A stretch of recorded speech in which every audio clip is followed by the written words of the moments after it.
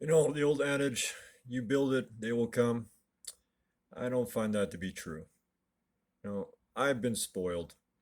When I first started business, well, I started business decades ago, but when I first started my very first business out on my own, full-fledged in the open, it was the vape industry. And it went well. Like, I started on very little funds. I invested, I think it was about, well, initially it was about $10,000. I started bringing product in from China. Um, and things were going great. I didn't take much to get customers. It was a new product. People were interested. People were very receptive to this new technology, the flavors, all this stuff. Very quickly, I was bringing in tens of thousands of dollars of product on a regular basis, and I was making okay money. Well, so I thought. Paid off a lot of debts, paid a lot of bills. That was the one thing that a lot of people don't pay attention to when it comes to business. When you first start a business, you're forking out money left, right, and center. Like I said, initially I was bringing products in from China and it was going okay. And then, well, I wasn't selling things for the prices I should have been. That was my first mistake. Um, and you know, it's a fault. You know, I've lived on so little over the years. I've never been rich. Um, I've never lived beyond my means, so to speak. I've always tried to live within my means. So I've never gouged anybody. I've always been as trying to bring prices down as best as possible to cater to people. And well, unfortunately, that kind of mindset hurts a person. Um, it hurt me big time. I had a loyalty program. I gave away a lot of product. Um, I gave people credit when I shouldn't have. I made a lot of mistakes, and well, I paid for it. You know, a friend at one point said, you know, if you want to help yourself, help others. Um, and so I played on that. I actually went forward and I did that to a very large extent that actually hurt me in a level that I don't think I can repair from. You know, when I was younger, I remember reading Muscle and Fitness magazine, and there was an article in there about the founder of the magazine, Joe Weider, or Wilder, or I don't know. Anyways, he was saying that like he had lost everything at one point. He'd built a I think it was a small magazine empire, and he lost it all, and he was bankrupt, and he refused to go bankrupt, actually. And he owed a lot of people money, and he said he will rebuild and he will pay everybody back, and he'll be better for it. And he did just that. He rebuilt his empire, and him and his wife, they died at a very old age, and they're physically fit and great for it. Um, but there's one thing that's kind of separates me and him. He had connections and friends. I don't, and never have. I've been doing this all myself. I did get some loans from the banks, but they were personal loans. They refused to give me a bank loan. I was refused outright, even with a solid business plan. I went to friends and family and asked them initially, and they refused because, well, it was a controversial market, so it was it is what it was, whatever it is what it is. Can't really dwell on that. I put all my money into it. I recouped my money out, paid off my debts, and paid my taxes, so I thought, but that's beside the point. Um, I did everything that I thought was right, and well, when the government came after me for my advocacy, because I was a thorn in their side, I guess. I remember it was like right in the middle of COVID. I think it was, I don't know, it was 2021, January 1st or January 1st of January 2022. I'm not sure which year it was, but it was a, we were forced to liquidate like 15, $20,000 worth of product. We had like several months to get rid of the product, and as of like the first, it was deemed illegal. So we were scrambling to get rid of the product. I got all of it out of the shop, done, gone. The very first week, a little rough. and I had a customer come in, buy something. I didn't pay attention, and it turned out to be an underage. I'm like, really? Okay. I didn't ID them. So they came after me really hard. And the inspector that came in, he says, "We've been trying to get you for years." I'm like, what? They just needed one thing. That's all I needed, one thing. They shut me down. Well, not right initially. They shut me down over the course of the year by harassment and file more charges and more nonsense and basically bring up some old charge from or some old law from 2001 that was passed for the tobacco industry and brought it against me. Said and they claimed ignorance of law is my problem. So that's where they shut that down. So doing everything right in business doesn't always pan out. When the government wants you gone, they'll get you gone. What I didn't know is what they were doing behind the scenes. So it turns out that I was flagged on Facebook as well. My Facebook pages, all of them had been shadow banned. I'm, I can't, I share something on Facebook and my friends see it 3 weeks later. So that's, it's not fair. It's not fun. I found this out after actually running for federal office. Yeah, I decided at one point that I wanted to fight for this country. Actually, several times when I was younger, I tried to serve for the military twice. I signed up first on my own, and they turned me down basically because of my physical injuries. And then several years later, I was actually sponsored by what was he? He was a chaplain and a ranger, and he wanted to. Well, he was part of a group I was with, and he wanted me to volunteer to sign up to be a sniper because I was a natural marksman on the range, and well, I didn't pass. So so even with sponsorship, they're like, no, no, no. I won't bother getting into why.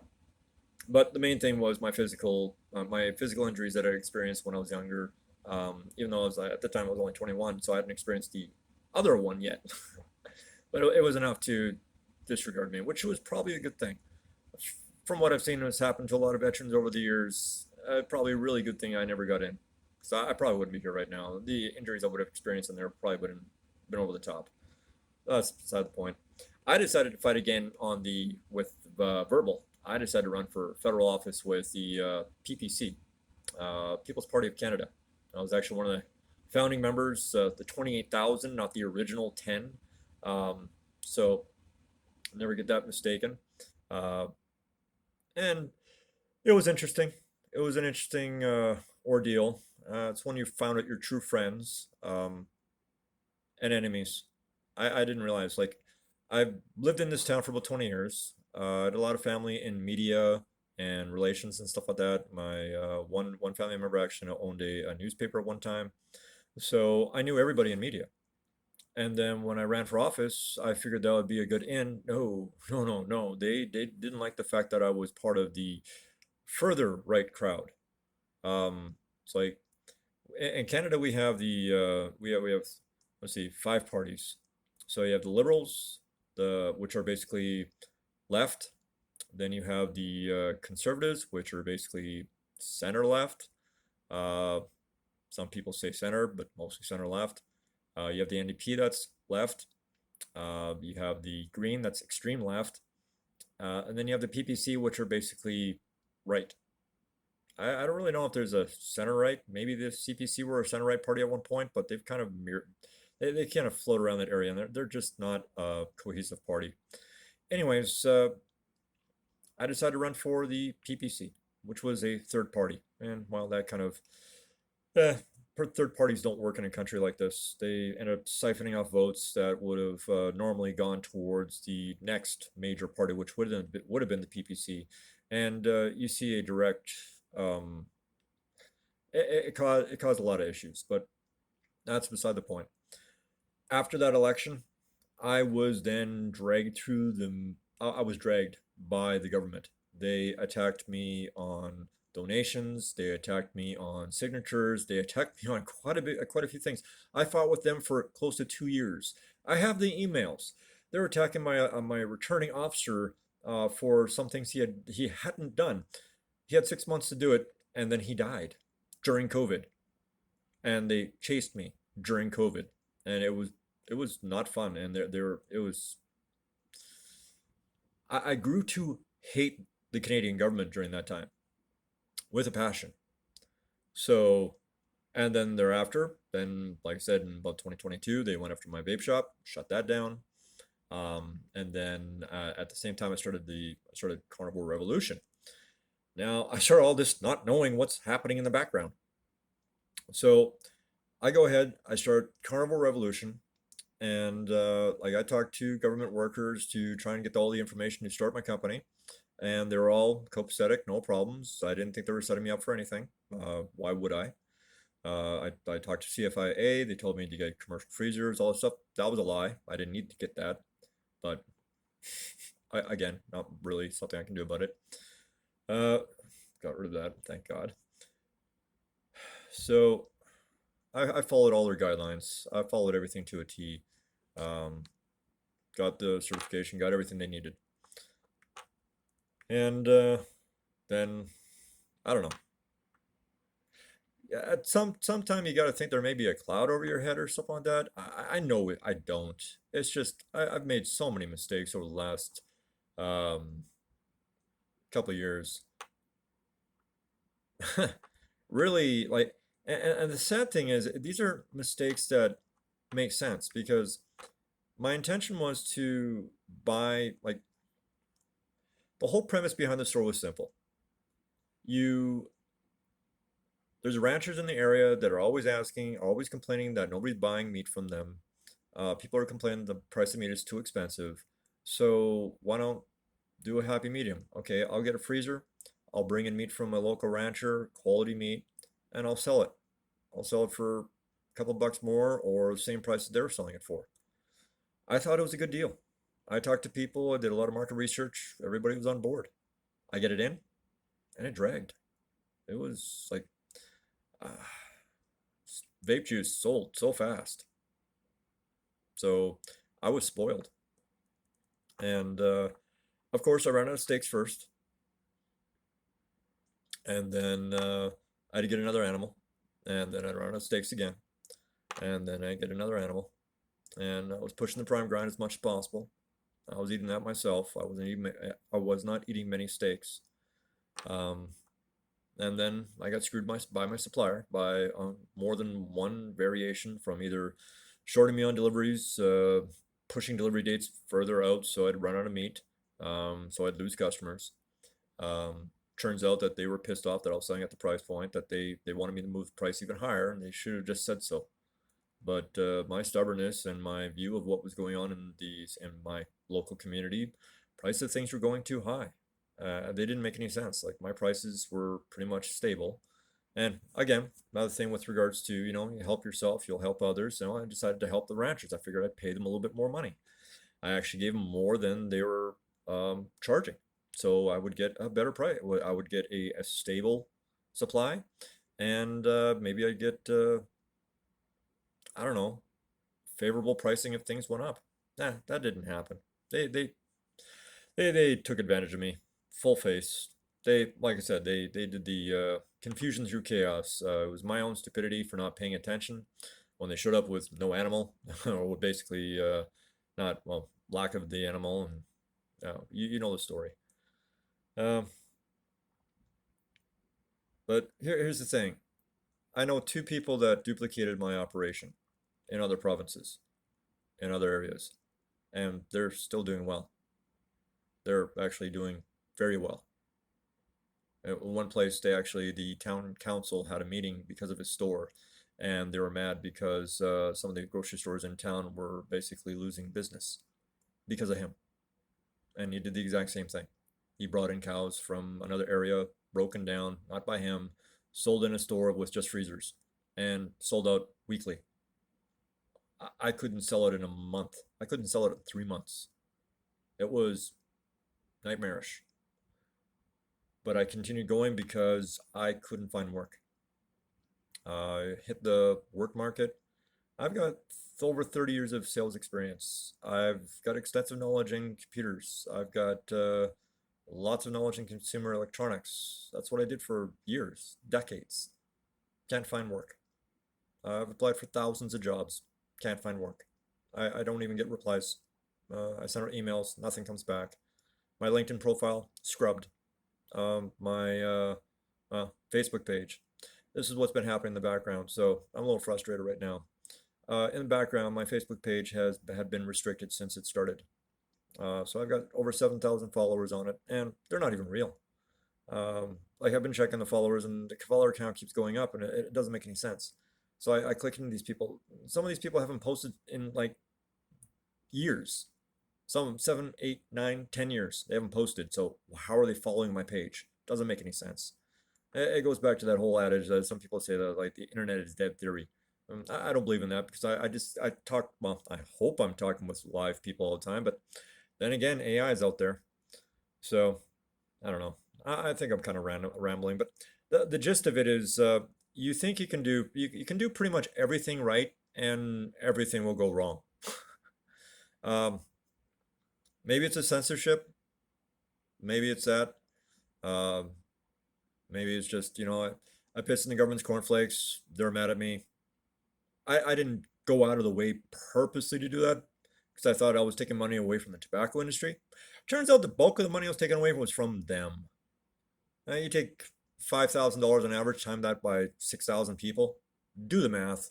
That's how much they're losing on a yearly basis that I took out of their pockets. So I can see why we're a little bit pissed, but they didn't go after anybody else. That's the thing. Like, I know their shops and I know all the other shops in town, and none of them got targeted. Well, a few of them got harassed and a few fines, but nothing major. I was literally public enemy number one, and I didn't even know it. And they took me out quick. Yeah, I couldn't afford the fines. They were going to charge me $12,000 in fines for nothing. Like, okay, I had too many signs on my door. Like literally, I had a pylon sign, which was it's a 4x8 and it's raised off the ground by 15 feet. I had a window sign, and then I had a door sign. Too many signs. I guess it's illegal.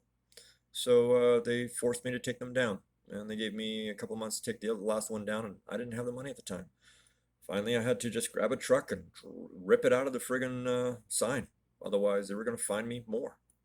And then when I finally took that sign down, they came with more inspectors and the legal staff, like the head prosecutor, and said, "Okay, you agreed. You're shutting down your shop, correct? Yes. And we're gonna forego all the fines. Yes. Great. Shook on it. Done. Conversation over. That was the end of my company." So anyways, then I started, like I said, Carnivore Revolution, did that, tried to get people to do carnivore, and the next thing I know, I'm dealing with cyber warfare. Didn't know it was I knew it was possible, but I didn't think it would ever happen to me. So I'm starting from scratch, so to speak, doing this video. I don't anticipate it getting much airtime. I really don't. With all the crap going on in the Canadian government and how the CRTC gets to put the thumb on the screws and not allowing Canadian content to get out there, or not the right amount of Canadian content, or whatever the crap.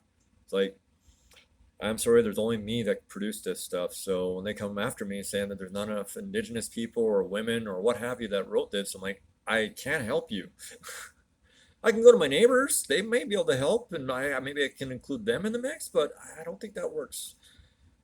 Anyways, I'm just trying to be funny. So, I don't know. I would say you can pretty much duplicate what I did elsewhere and probably make money. It's probably the artificial thumb on the scales that's causing me all my issues. But who knows? Like, I never got any complaints. Always got rave reviews for my products, but people just did not show up fast enough, or at all.